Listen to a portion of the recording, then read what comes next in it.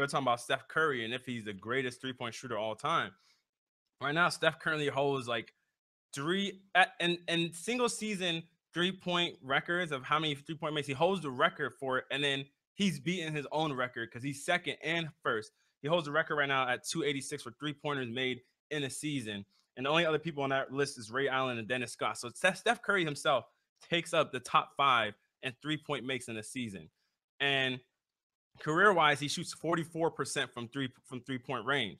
So is it is it too early? Is it validated to say that he's the best shooter of all time right now? Rashad, let me hear your perspective first on this one. I say it's too early. He he's still he's still in his career right now.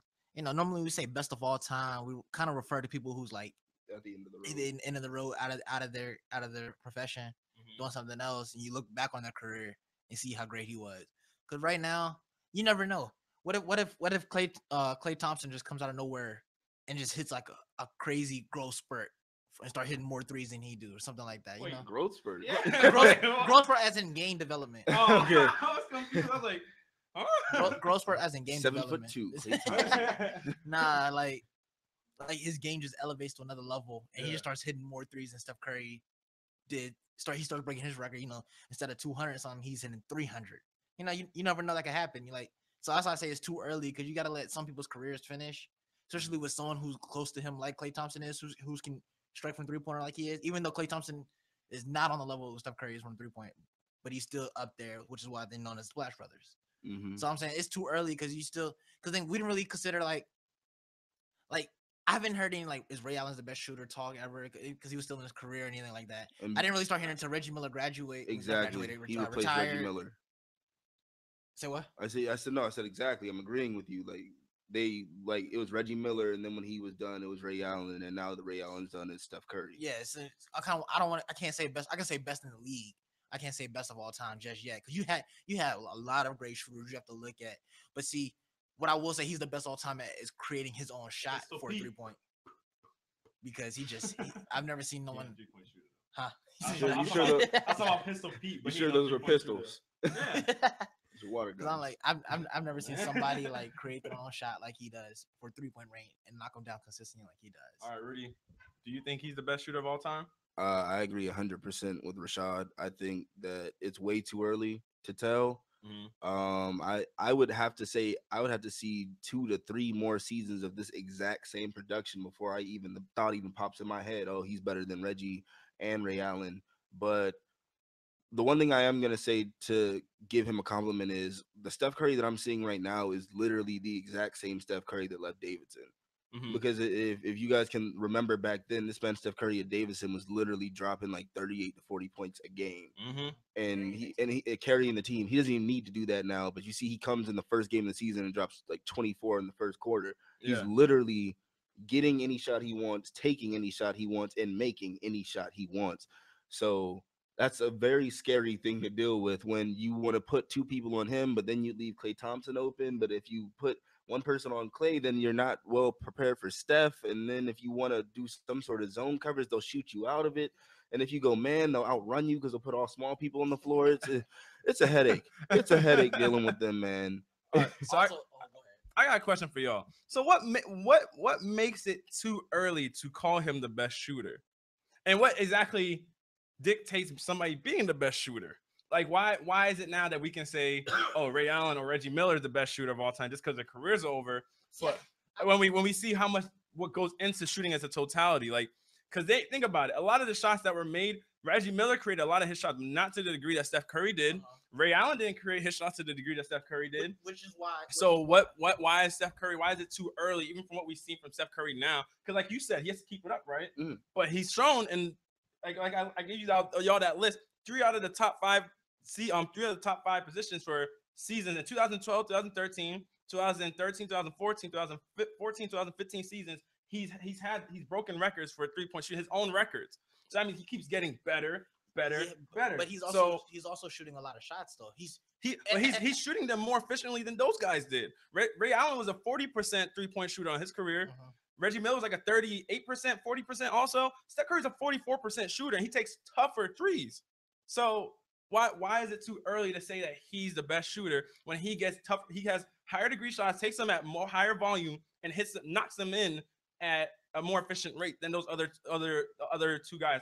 Unless you want to throw in them people like Kyle Korver and stuff. But Kyle Korver ain't no best shooter of all Let's time. calm down. He don't create his own shots like Steph. Let's calm I'm down. just saying. But see, that's the thing. You'll have that one guy. You're throwing in Jason Capono too, huh? No, come on. But see, that's what I'm saying. Like you said, he has to create his own shot. He's the point guard. He has the ball in his hand most of the time. He does, which makes him more of a. I say he's more of a shot creator than. I mean, granted, he's all the shots. You still got to hit the threes. You still a 3-point shooter. But let's say. Because Reggie Miller and Ray Allen's primes, they handled the ball also, but they wasn't a point guard. Not like him. They didn't handle like Steph Curry. Steph also, Curry when they had the ball, they didn't take the shots like Steph Curry. When Steph Curry is in the game, he touches the ball 100% of the time. 100%.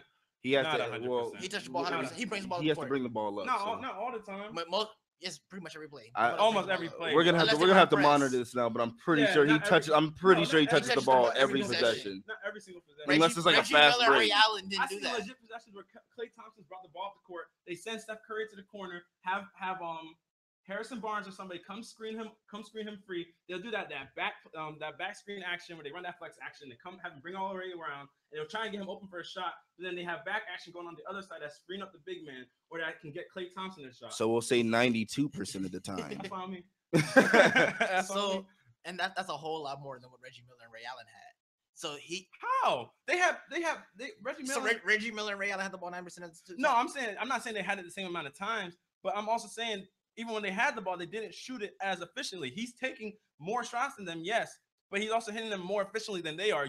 That's because you take more shots doesn't mean you're always going to hit more shots. He can miss those just as much as he makes them. It's easier to build a 44% shooting more shots than shooting less shots. You know what I'm saying? Mm-hmm. It's a lot easier to build. It works both ways. It's easier to build a 30% shooting more shots than it is shooting less shots. It's easier. But see, that's why I'm saying his 44%. I'm not gonna take it away from him because 44%. Is but I'm saying, but because he shoots more shots, it's easier to get to.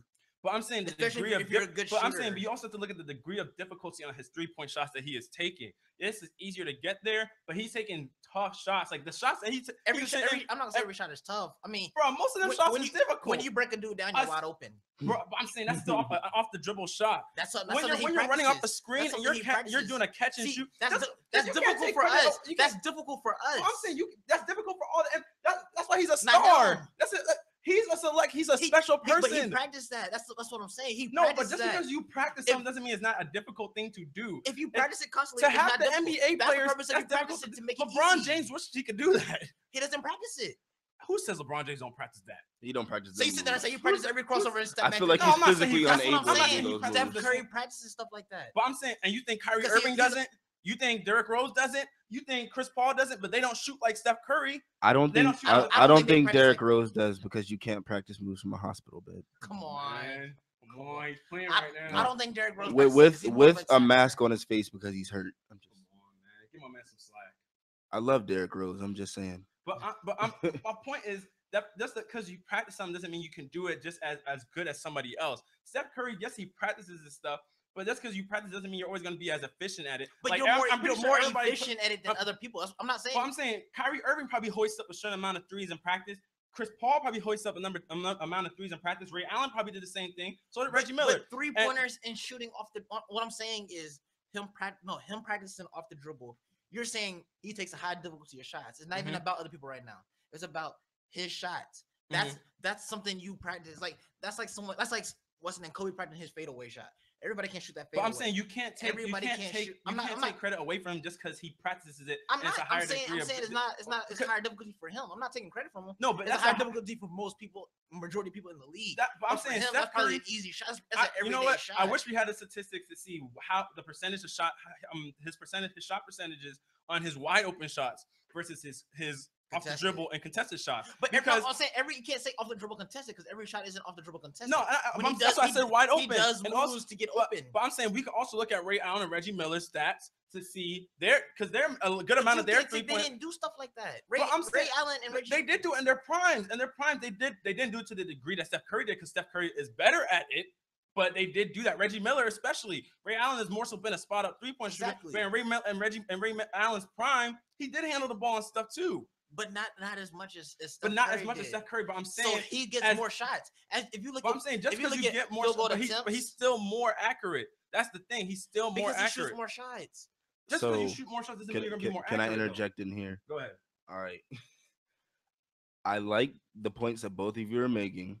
Rashad, I agree. He does have the ball tremendously more than those two did. But Brendan and I also agree that his shots are a little more difficult than theirs are. I just think it's too early to say that he's the greatest, sort of, because it's too early to say that Tom Brady is the greatest. And he's been doing his job way longer than Steph Curry's been doing his. I mean, when people talk about, when people talk about Tom Brady, they always say Tom Brady may well be the greatest. I haven't heard too many people come out and straight say he is the greatest. They usually have him between him and Joe Montana. What I'm saying is there's not a distinction saying that he is the greatest. You know what I'm saying? It's not a general consensus saying that he's the greatest. But there's still the conversation out there. There's still the conversation. But what I'm saying is this conversation just started. There's still some people saying that Tom Brady is the greatest. Not everybody's saying Joe Montana is the greatest. There's still people. No, I get that. What I'm saying is the conversation of him being the greatest started. What I'm saying is this conversation of him being the greatest has started over the last 2 years or so. He's been doing this for a while. You see what I'm saying? It's one of those things where I just think it's perception that we can't say, and just the way that we've been programmed, that we can't say that someone's the greatest or they are, or they're going to be the greatest until we see them a little bit later down the road. I get what you're saying. As of right now, in his young state, he's projecting to be the greatest three-point shooter or the best shooter ever. But the way that we think, it's like, well, let me see what he's like when he gets around Kobe age. You feel what I'm saying? This is what people are doing. In the Tom Brady example you use, there's a difference between the comparisons between Steph Curry and Tom Brady. That are Steph Curry and Reggie Miller and Ray Allen, and then Tom Brady and Joe Montana. The Tom Brady Joe Montana conversation is based on the rings. That's the difference. Steph Curry is just based on your shooting ability and how you shot so far in your career, and his shooting ability, and how the 3-point records he's broken through his 3-point shooting. So that means he's broken records that are already standing in place. Tom Brady's still playing to surpass Joe Montana rings. The same thing with the Michael Jordan conversation and Kobe Bryant. Everybody knows Michael Jordan's the greatest ever. But then everybody's saying, can Kobe catch him in the rings and all that? That's why you wait till the career's over. But Steph Curry's already broken these guys' 3-point records. He's sitting atop of these guys in 3-point records. The only record that you have to sit there and wait to see if Steph Curry is going to be the top of is 3-point makes over your career, which right now Ray Allen has the crown over, but Steph Curry sits at 50th right now. See, here's my thing with that, though. We're talking about his percentages and whatnot now. I think the reason we're saying that we want to wait is because if we go later in his career and he starts to decline a little bit and that percentage comes down, you see what I'm saying? He's around where Ray Allen was or around where Reggie Miller was, then we can't technically call him the greatest 3-point shooter ever. And let's say he retires. Let's say his percentage goes down and he doesn't break Ray Allen's record. You see what I'm saying? But say if Steph Curry retired right now, so he wouldn't be the greatest 3-point shooter ever. Just if he retired right now. See, that's the only thing I can't do that because he didn't have but why can't we do that? Why is there like some? I mean, that's like me coming in my rookie season, breaking all the 3-point records, doing all that, and then like, you know what, I'm gonna go on top and leave. No, but I can't have anyone say that I was the best 3-point shooter ever. But there's a level of consistency you have to hold with it. That's very true. Curry's been in the league; he's held it consistently. It's not like he came in and just like, I'm gone. He's been in the league for some time now. Steph Curry's 28 years old. No, I get that, but he was also hurt for those first few years. He wasn't. Yeah, no, he played, but he wasn't consistently on the court. He wasn't the Steph Curry that we see right now. So then we need to go look at Ray Allen and Reggie Miller's statistics. I'm willing to do that. No, I'm saying they did consistently, but I'm saying they've also been hurt too. They've been hurt. I'm not saying that just because Steph Curry, but I'm saying Steph Curry has done it. No, he's done it. Look, here's my thing, and I'm gonna agree with Rashad on this one. As far as the 3-pointers made and whatnot for the last 3 years, he has the ball way more than they do, so he's gonna take and make more than they do. So that statistic gets watered down a little bit to me. But what I'm saying is, when it comes to the end of the road, if he's still at 44% or he's still above Ray Allen and all that, then yeah, I have no problem saying. I will say right now that he's one of the greatest 3-point shooters in history. I have no problem saying that. I'm not gonna call him the best because I can't crown you for being able to make more shots than people that you're also taking way more shots than, and you have offenses that are practically ran through you. Reggie Miller and Ray Allen had some of that for a little bit of time, but for the most part, they were shooting guard, small forward. There are other people on that team that are going to want the ball, that are going to request that ball even more. And towards the end of Reggie Miller's career and Ray Allen's career, they just became little set pieces that were there to stand on the perimeter and shoot the occasional three. So although I respect the fact that he's broken the record and he's breaking his own records, I'm not going to give him that number one spot until I see towards the end of his career or in a couple years that he's stayed consistent with this 44% or above the, what was it that Ray Allen had? 40%? Yeah, or above the 40% that Ray Allen had. Do not get me wrong. He is up there as one of the best. I would even say he's in the top 3 with Reggie Miller and Ray Allen, but I'm not willing to say that he was or is the best three-point shooter of all time. I think he could get it. I think there's a very high possibility that he will get it.